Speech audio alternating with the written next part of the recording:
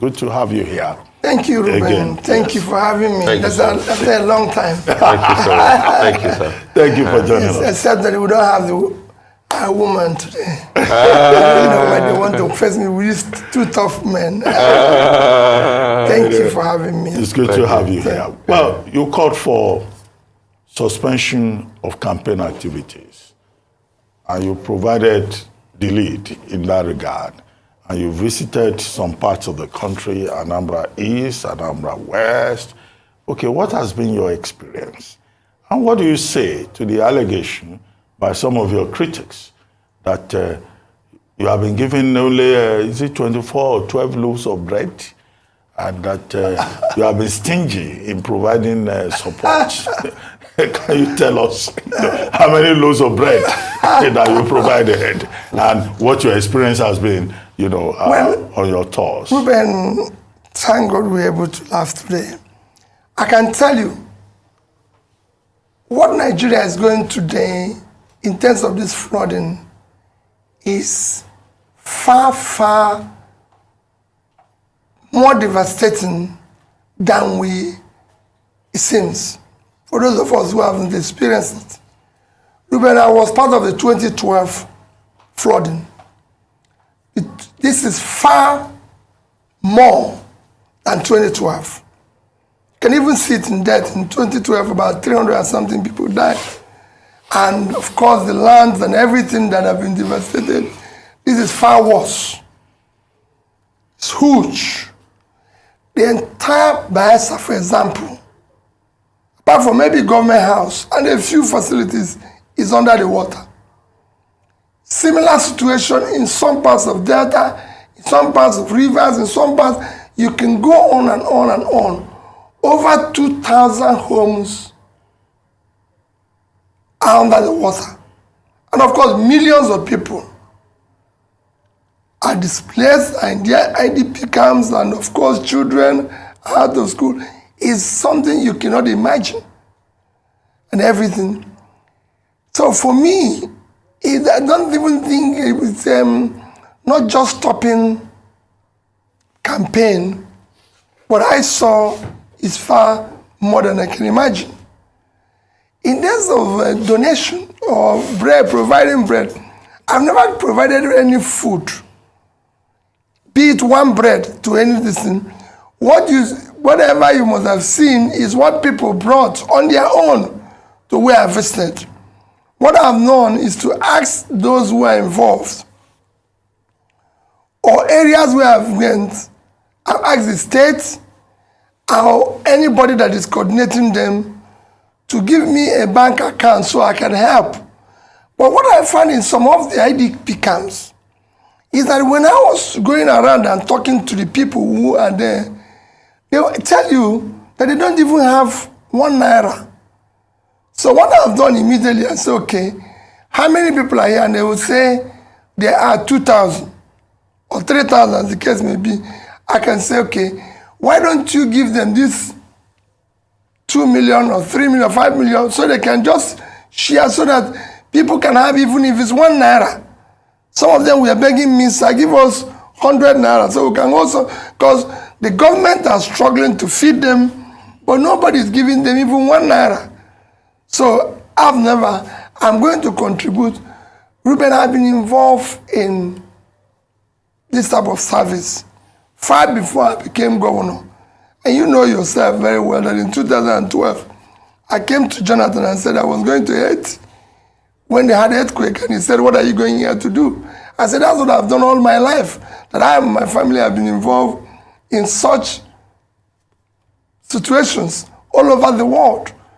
While we were still talking there, I showed him my sons, that I withdraw my son in school. We were going to Haiti. I went to Haiti. The ambassador then will tell you, police people there will tell you, that's us in Haiti. And my son that I withdrew from school. We were there for a week, and I was serving governor. So it's not just that today I started doing this. You must intervene. That is the purpose. In Nigeria, the situation is hopeless. If anything Nigeria is supposed to be doing now is dealing with this issue. All right. And that's why the call for, ceasing of campaign is germane at this point, and other candidates who have responded, donated, and things like that. But let's go straight to it. Two things. Number one will be, what will be your solution to the climate change problem? Because yes, there's climate change, there's also the dam problem. And that dam problem too that we've not done to embark for Lado is also a problem that once Lado was opened, this was affected. And secondly, there's been talk about ecological funds. And I'd like to ask you, while you were governor, what did you do with your own ecological funds? And coupled with the fact that you were also governor in a state that after you left in 2017, Onitsha was said to be one of the most polluted cities in the world. In fact, it had 10 PMS, particulate matters. So let's talk about that. Well, let me start by my own. I'll start with what you asked about Onitsha. You can go and ask Professor Folade of UN Habitat. I was the first governor ever in Nigeria to approach UN Habitat on urban renewal because of Onitsha. Followed it through by visiting the UN Habitat office in Kenya for them to help us to redesign and do the urban renewal of Onitsha, Newi, and Oka. It's a clear studies. UN Habitat is there. They listen to what I'm saying. I followed it through. On issue of ecological fund and everything, go and read, and I shall forward it to you today. Who is the chief architect of New Map, which is what they are doing today? It was me who went to President Yaradua and told him that the federal government cannot fund erosion menace in Nigeria, especially in the southeast. Now the only way to do it is to bring a long-term loan from federal government, from World Bank, with federal government contribution and the state contribution to deal with this issue.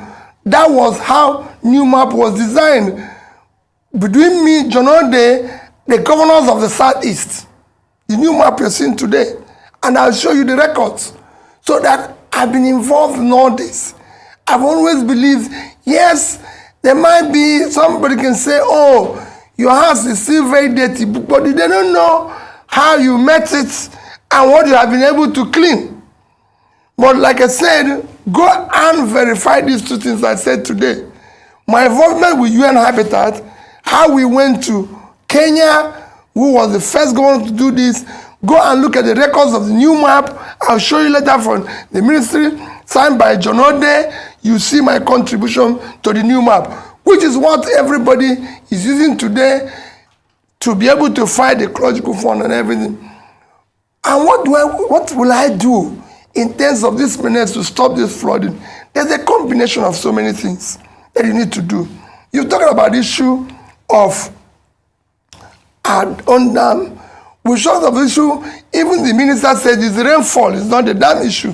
But if you take the average rainfall in the past 20 years, since 2001, it's remained similar, which means it's predictable the amount of flood that is going to come.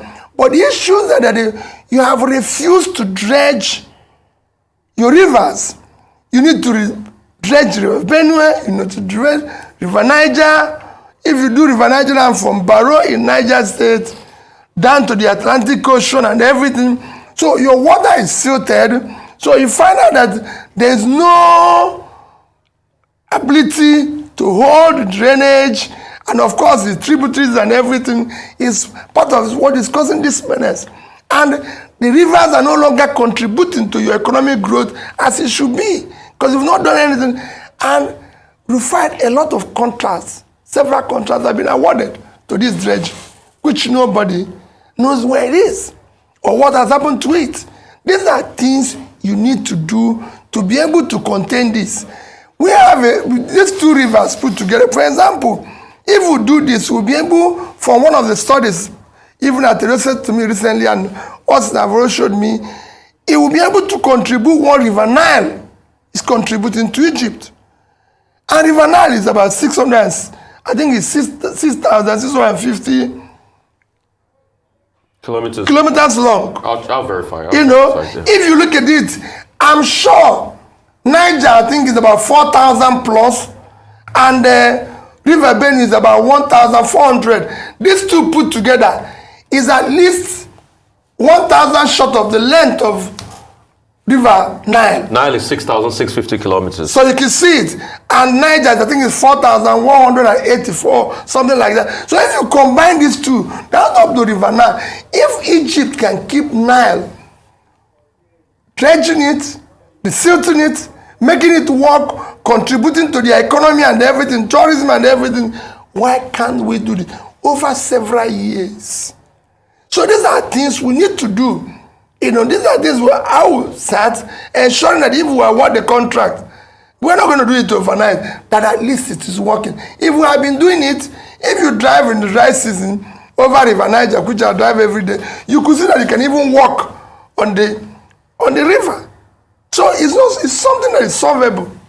Okay, Mr. Peter Obi, you recall that popular saying, you are referring to River Nile.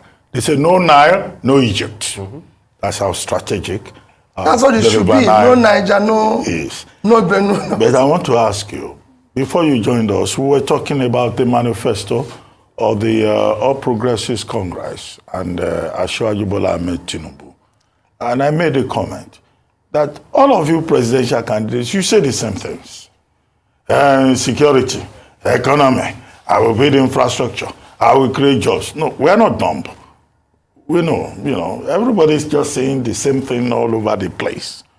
And we keep asking the question that if there's any lesson we should learn from what has happened in Great Britain, it's about how do you do it? A whole prime minister has spent less than 50 days because she couldn't figure out how to do it. She and her chancellor, they're out. Even Boris Johnson, that in Nigerian terms would easily have been headed back to office, I said, no. It looks like this matter has gone past, the elbow. So what is the difference, really? How are you different from the other candidates? Because all of you seem to be saying the same things. Ruben, all of us are saying the same thing. I said it repeatedly. What makes the difference in this is who can we trust? What this election is about is trust. You are promising the same thing. Rufai is promising the same thing. Can we look at the antecedents of Rufai? Things he has promised in the past. How he delivered it. Or attempted to deliver it. He must have attempted to do it. Who do we trust among these people?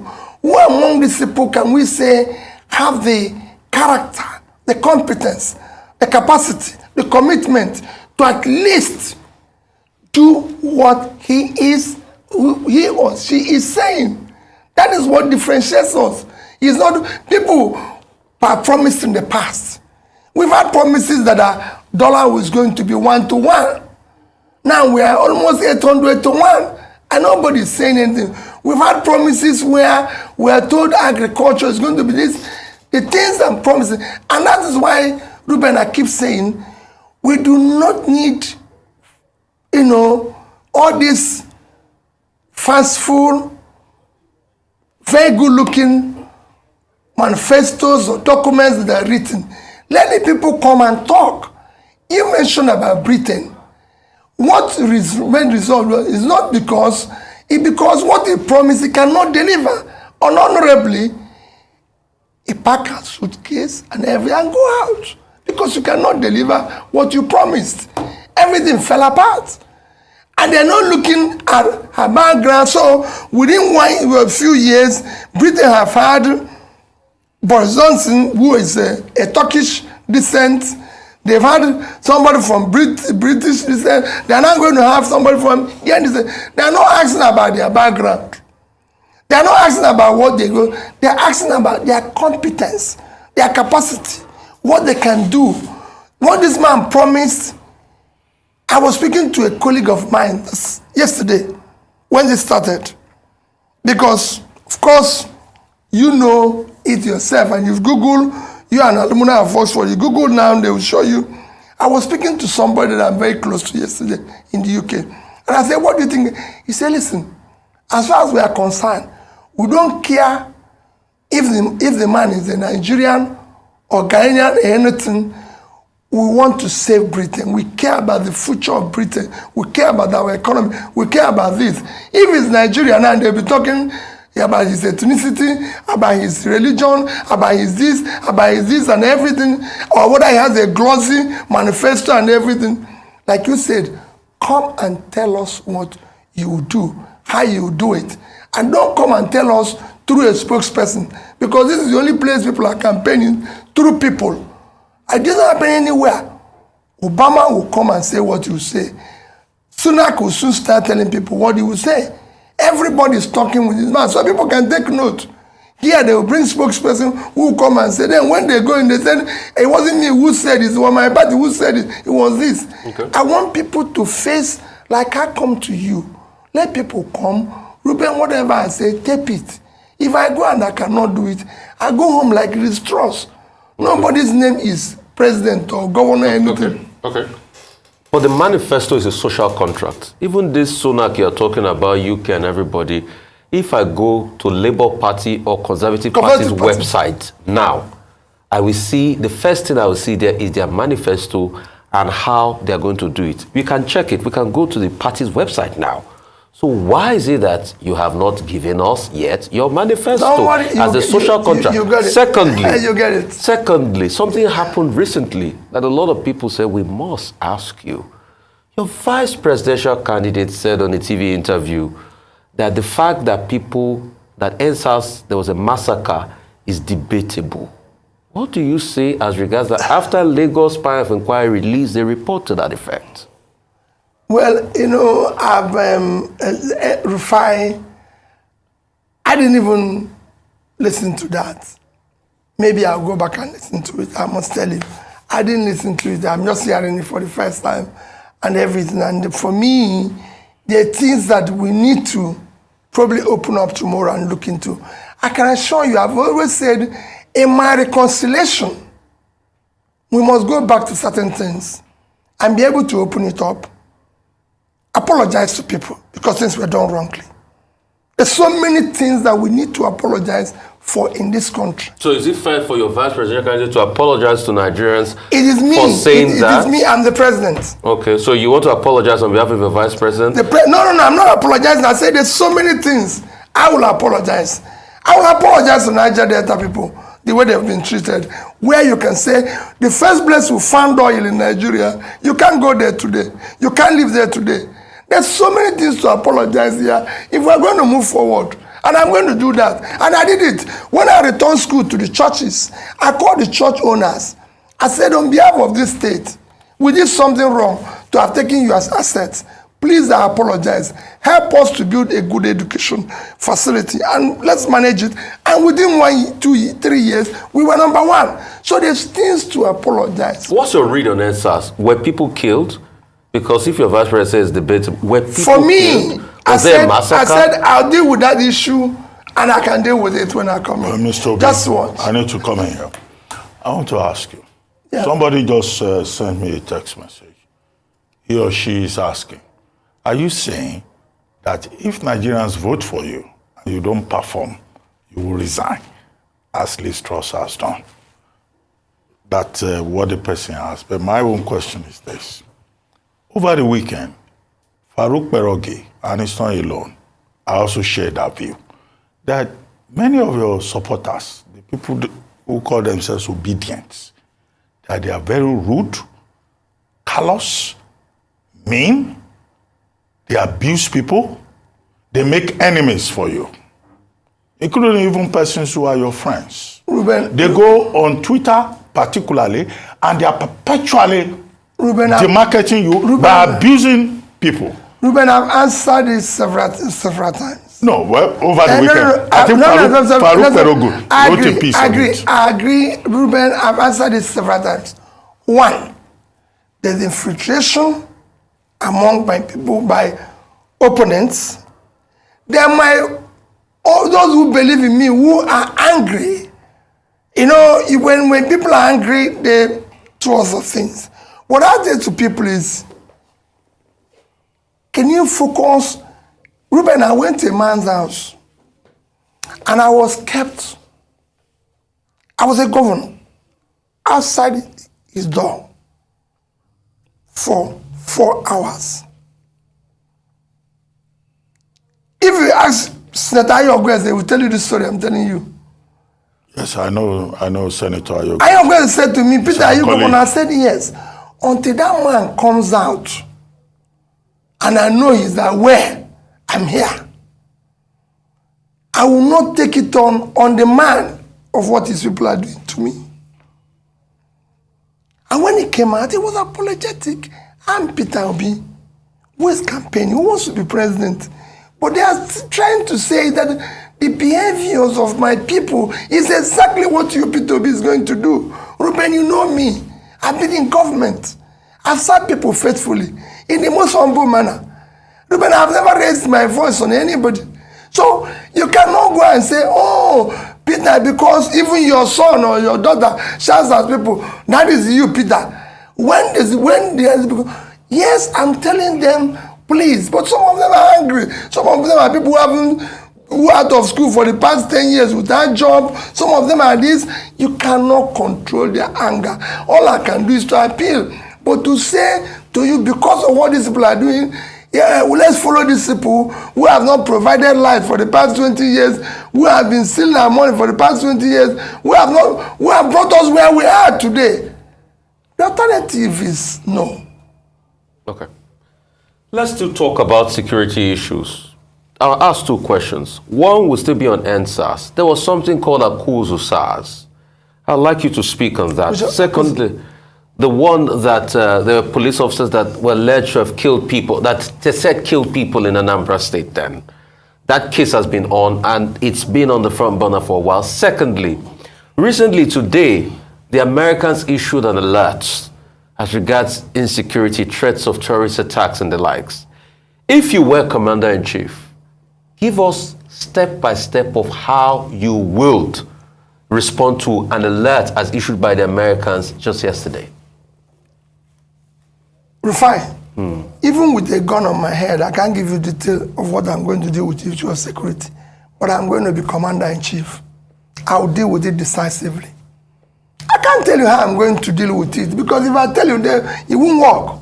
No, but I can tell you, international law. No, you have responsibility there's no to protect. It's called R2P. Yes, I said my first responsibility in this country is to secure life and property. It's the most critical thing, because unless you do it, nobody will invest. The farmers can go back, so there's no food production. There's nothing that will happen without security. But for me to, not even America, all the things I've followed, America, even when they were going in Baghdad and everything, they were just saying they will attack massively, decisively, and they never gave us how they were going to do it that night. How can I tell you inch by inch what we're going to do? I'll be in charge, I'll be Commander-in-Chief, and I said in security, we will be responsive and responsible. That means whatever happens, we'll deal with it decisively, and somebody has to be responsible. If you're not doing it, you're out. So we're not going to wait. You sack a lot of service chiefs. I said we're not going to wait. Go ask those who worked with me. You either deliver, you go. We're not. This is not. Okay. You can't just stay when things are not working. Okay, and also the case of Akuzu SARS. Akuzu SARS. I don't know what you're talking about. Akuzu SARS. These are issues that people bring and bandit about. Akuzu SARS were there before I became governor. It's there before. It's a police formation. Police is controlled by federal government. It's like when somebody said, I ordered people to arrest him. I'm not no governor controls police. Did you order people to arrest Rufai and detain them? I'm saying, I showed it in Kaduna. I said, police commissioner who was involved in that was from Adamawa. The AIG was from Nasarawa. The DIG was from Kanu. My ADC is from Kanu. How can I order this? In fact, it's me that they will order the arrest. How can I order these people to arrest Rufai, who is their brother? Rufai, no matter how ruthless people, they cannot. I don't even have the order. And in one of his conversation, he even said it's federal government. I was resisting to my local government. Ruben knows what I'm talking. I was resisting to my own local government. So how can I be ordering for them to arrest him for what? Okay, Mr. B, the big problem that we face now is inflation. 20.77%. Even China, with all their debt and all their dictatorship and all of that, they just finished a conference of the Communist Party.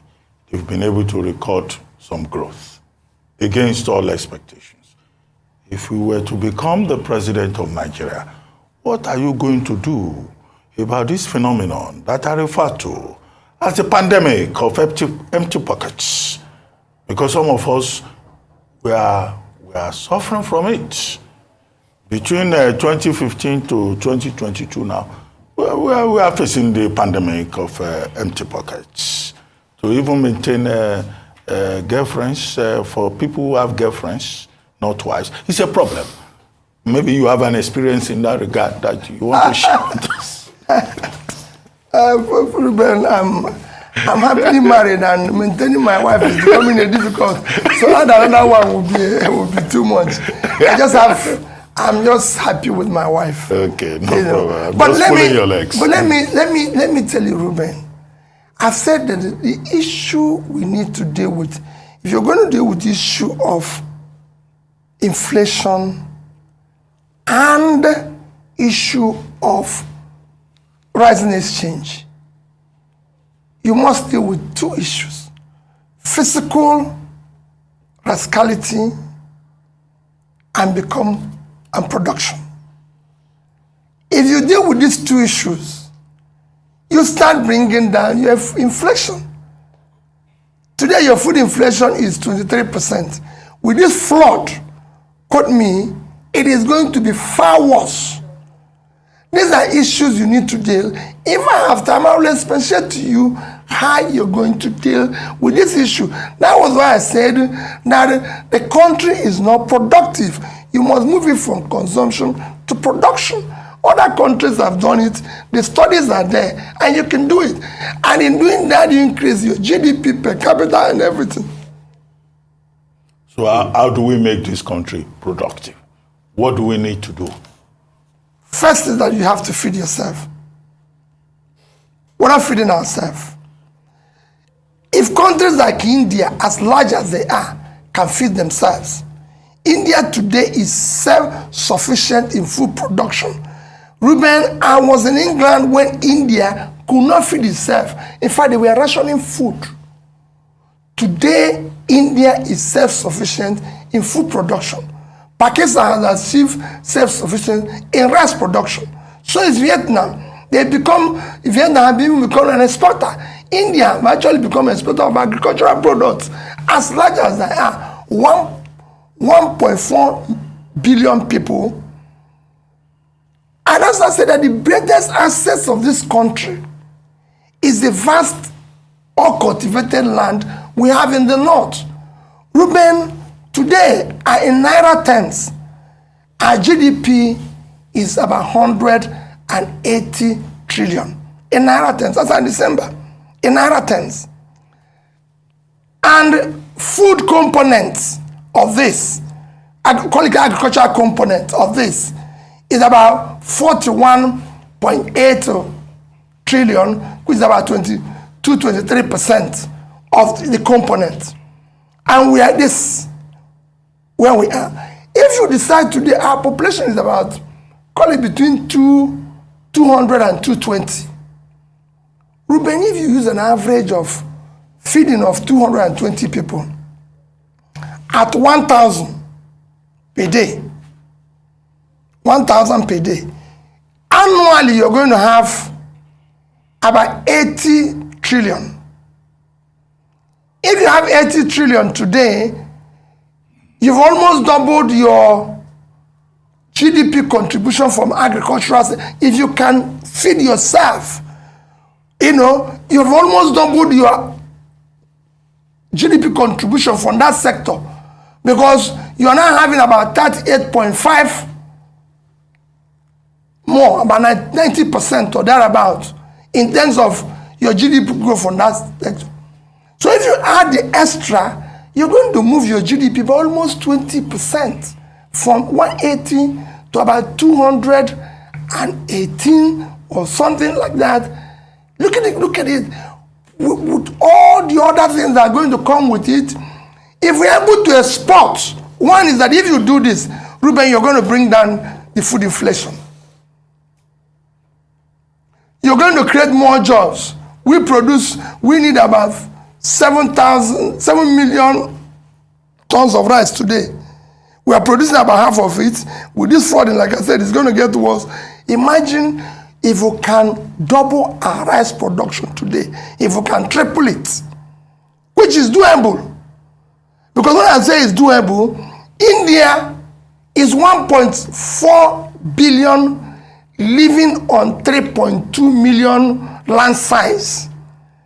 And we live on a third of their size with a population of 270 million. So we have huge land that we can move in and deal with. And if we can do this, the economic, and these are the low, what you can call, why do I say it's low-hanging fruit? It's not something you're going to do a lot. All you need is to restructure the engagement, because people will say, you've been dealing with agriculture, why is it not working? Restructure your route to the engagement. Stop funding it, stop dealing with it. Go and resuscitate your Bank of Agriculture. Let them fund agriculture the way it should be funded. And resuscitating your Bank of Agriculture, you don't need to put money as such. You will just put small money, but get all the banks in Nigeria to say, go and own this bank and run it like a bank. Okay, but Mr. Peter Obi, it's not as easy as you just said it is. Should I tell you why?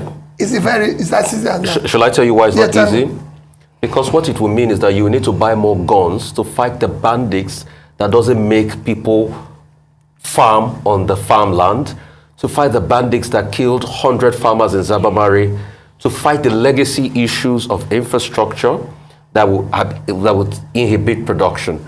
And a lot of people keep asking, you keep talking about production, but as a businessman, you used to import a lot into this country. Those are some of the things they have against you. You talk about production, but you were a big net importer into this country. And how would you solve those legacy issues? That's why we talked about security. Let me tell you, I talked about security. Let me tell you, Rufai, I've been going around this country.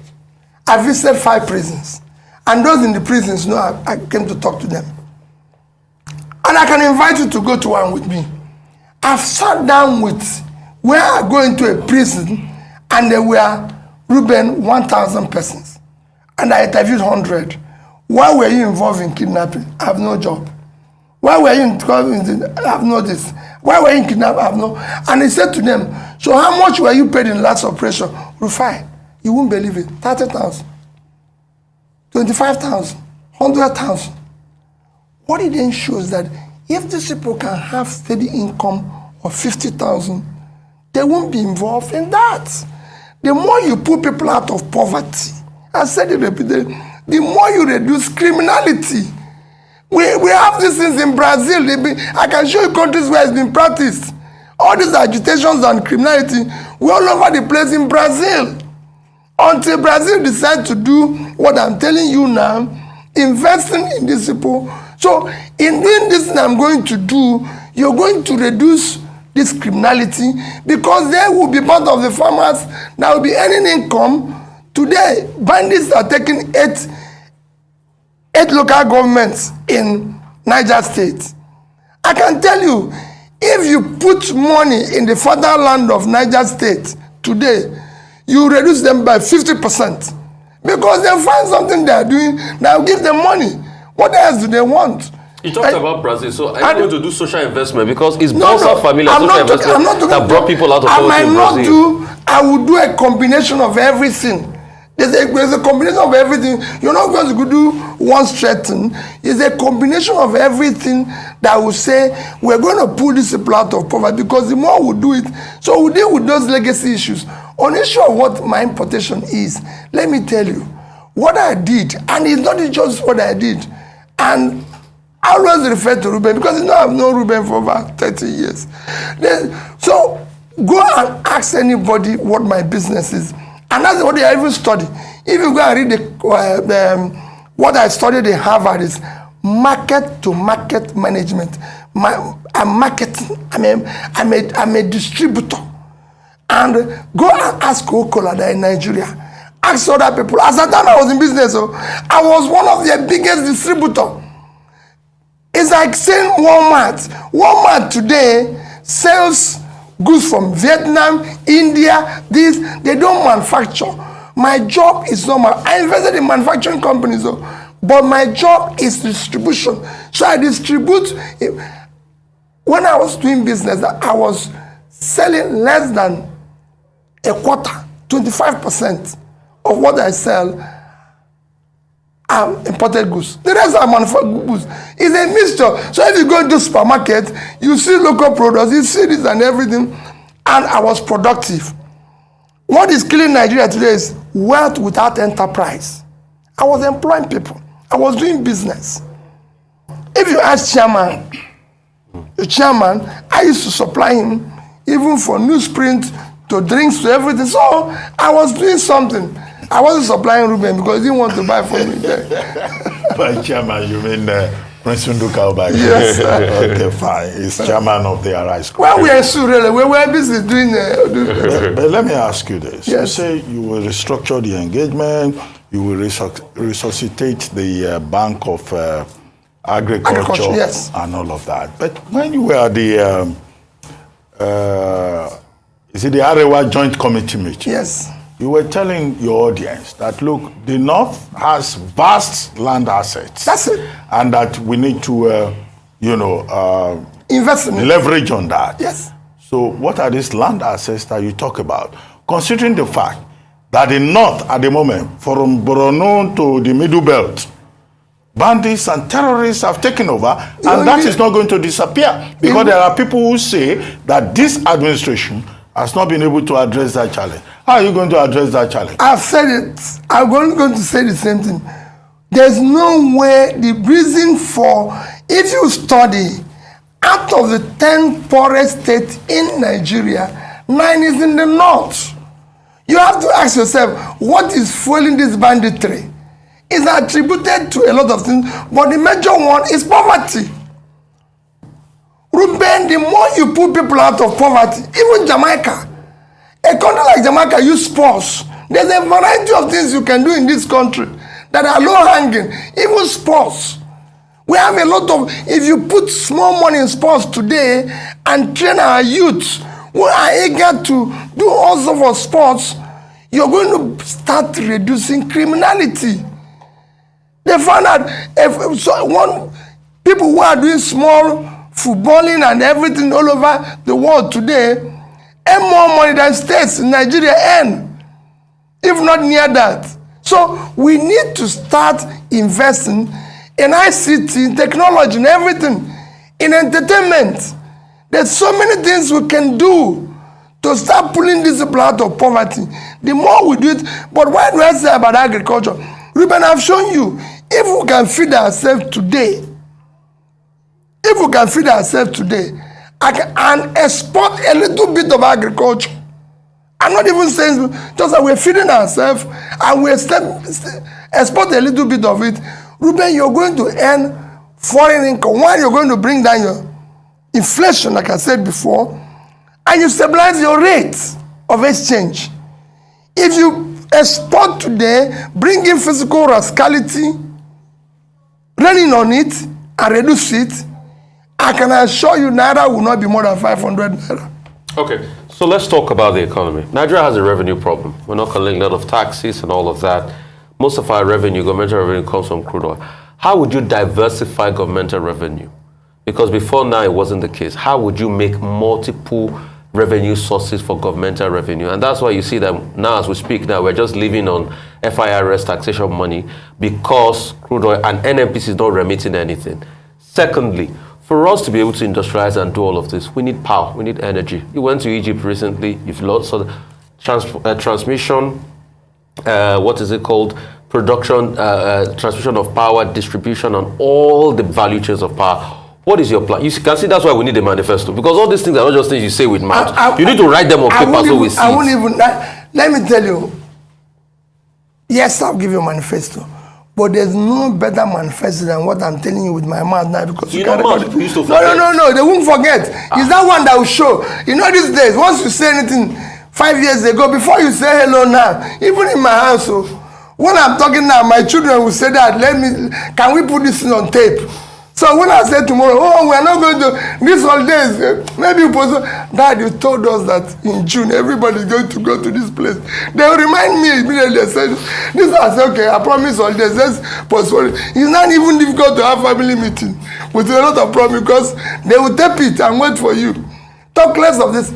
Let me tell you, I've said it, the first one is focus on feeding ourselves. That's how India started. India said, no, we're going to feed ourselves. Today, like I said, India is the greatest producer of food. So is China. From zero, almost zero production, India today, a state of Punjab, have over 700,000 tractors. Nigeria doesn't even have up to 50,000. One state in India. So you start with feeding yourself.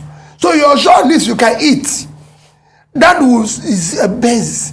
Because you're not feeding yourself and you have a lot of production and everything, agricultural production, you now think of those you will export raw, those you will now process for export. And you get some export income. Because our problem now is we are no longer earning dollar. You stop stealing of our oil. That you can do. And give NNPC, everybody target. All this drama, people are talking, you give everybody target of what you expect. So how can we diversify that governmental revenue? And that's what I'm saying. Yeah. That's what I'm telling you. I've just said, for me, the first thing is agriculture and investing in our land. If we do property and invest in the fast land in the north, you can, over the years, earn 3 times what you're getting from oil. Then, to the big issue you're talking about, power and this thing, it is not rocket science. All you need is today, who are the existing with a privatized generation. I've said it before. You've privatized distribution. I'm not going to go back on whether it was done rightly or wrongly, but support those who are involved in it today very well by having, one, a regulated environment and a policy that is consistent so they can be in that business. Support them to have cheap access to funding, then deal with the issue of transmission by decentralizing it, allowing all sorts of production, embedded power, whatever anybody can do, like they've done in South Africa. Produce power in fact, I would declare war. Mr. Peter Obi, fine. That is. We need to change the constitution to make sure to do that the power, mix is not on the exclusive list. And no, secondly, they've removed it from exclusive list. Yes, and it's also good that even in your home, your children are saying, "Come and tell us how." Yes. We are taping you. Yeah. It just shows how serious this race is. A very serious matter. Very serious matter. That's why we focus on it. But let me ask you, what are those low-hanging fruits? In Nigeria, we talk about 100 days in office and all of that. What are those low-hanging fruits that you quickly address? In 2015, Nigerians were promised change. There are some Nigerians who are angry, some of those your supporters who abuse people and harass people. Please, I apologize on their behalf. Who say I don't abuse people. I don't believe in it. Who say that nothing has changed? Yes. What are those things you will change? Because now many Nigerians are saying we want change. What are those quick things? Subsidy, for example, which has been a subject of discussion over the weekend. Will you get in there and act like William Ruto in Kenya and just remove subsidy immediately? Or you will also say, oh, it will be phased withdrawal. We have to go step by step. Ruben, I've said that subsidy in Nigeria is organized crime. Repeatedly. By that I mean that 50% of it doesn't exist. And there's studies that prove that. Ruben, we are about 220 million, like I said, between 210 and 220 million. Pakistan is about the same size. There's no way we can be consuming about 66 million liters of fuel daily when Pakistan is consuming about 21, 22. And we're the same population. They have more roads, from my only two studies, than we have. They have similar number of vehicles. So what are we doing with the extra? So if we are doing 22 million, how can we be doing 66 million? These are things that is worrisome. That's the things we are not to look into. So by the time you remove this, you find out the quantity you're dealing with is less. And then you ask yourself, is it better for me to go? That's what Nigerians want to see. Is it better for me to still put, well, today, let's say the budget, we are told that it's going to cost about 6 trillion because half-year budget next year is 3-point-something trillion. That means the full year is going to be, call it 6 trillion.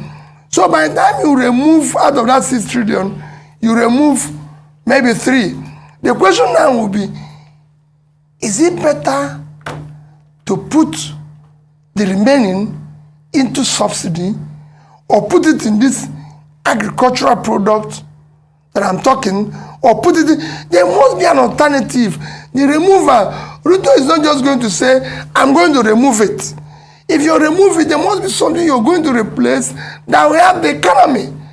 Now, by the time you're telling people, we can't continue with this, we're going to remove it. And I'm promising you that within the shortest possible time, we're going to have local refining by all, whether it's modular, whether it's this, even though they say they are refining illegally. I said I'll bring them and say, okay, you're illegal, you're no longer illegal. I want you to be legal. What can we do to make this your business work? Because if we make it work, they will be able to employ labor, we'll be able to tax them, we'll be able to generate more revenue. If I talked about revenue, to generate more revenue is that we allow people to create wealth with enterprise. And we encourage them. Government we don't have enough revenue because we have people living in poverty. I've always talked about micro, small, medium businesses. Today, according to records, there are about 39 million, so you can count about 40 million. Imagine, our government revenue from taxation now, last year I think it was about 6 trillion. I can't remember, but I think about 6 trillion. Ruben, if we today we're able to fix and get 10 million MSMEs working very well, where they can pay 10 million, where they can pay 1 million each as tax, that's 10 trillion. Okay, real quickly.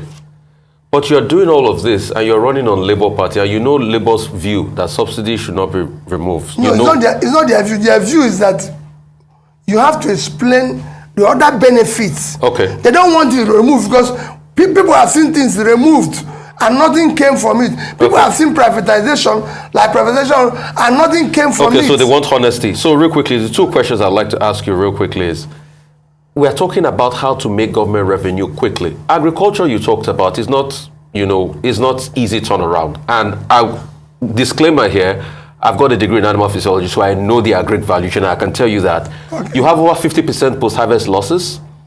All right, crop production, you still need to add value to be able to make that quick revenue. So it's not as easy as that. So how would you do that? And secondly, 9% of Nigerians are the only ones that have access to drinking water, pipe-borne drinking water.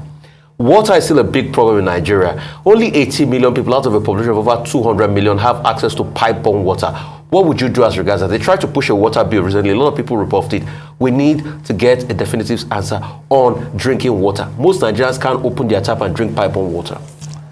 Rufai, if you look at what I've been saying, I didn't promise that if I come in, everything will change overnight. Okay. I'm not one of those who promise glossy things. We will start somewhere. What drives the economy and people is hope. We have to start gradual something. That was why when people say 100 days, I said, You can solve it in 100 days. But I'm going to give people hope. For example, there are things that I promise that will be immediate. We will stop stealing of government money because I will be in charge. So those who are going to steal it will meet what they didn't bargain for. That one can be immediate. We can remove, like I said, issue of subsidy. We know what will happen. Like he asked whether I will do what. Yes, because we show the people the alternative. But we're not going to tell you, I'm not going to tell you I'm going to give you pipe bomb water immediately. No. I said we are going to start in with, I agree with you that if agriculture is not something you solve overnight, we will start. And I can assure you, if you can increase it within the shortest possible time. It's a power. Egypt, Vietnam, India doubled their power in 5 years. It can be done. And I've studied what they did. India was able to move from being starving to feeding themselves in about a decade. So it can be, these are things, the land is there. It's just a question of changing, like I said, your route to engagement. It is no longer when Ministry of Agriculture will be involved in this and this. They are farmers. I know I've been part of financing the biggest rice milling in Nigeria, Umza. You shock you. It generates its own power from one of the waste. Yeah. So it's fresh waste power. Thank you. So it's somebody, and he's saying, I don't have money to give to the growers. I don't have money to do this. So these things can be done as quickly as possible. If you have your Bank of Industry capitalized today, give it the support and everything, just like industries. In this flooding situation, just like I was saying, in this flooding situation, there's so many factories that went under in Onitsha and everything. There's things you can do. When I say federal government should intervene in flooding, for example, people say, I say, listen, that's why we're in a federation. You can't leave Governor of Bayelsa, Governor of Rivers, Governor of Anambra, Governor of Edo. You see Okowa, all these people running around all over the place. They're doing a lot. This is where the fatherly figure of federal government comes in. That's what you see in America. When the things that happen, the president moves in, declares emergency, bring their weight to bear. You don't just leave them. They have not seen that. That's why you are in a federating unit. During COVID, America brought money and shared to people, not the states. Because that's why they're in a federating unit. On this note, Mr. Peter Obi, I think we should let you go. I still have other questions I would have loved to ask you.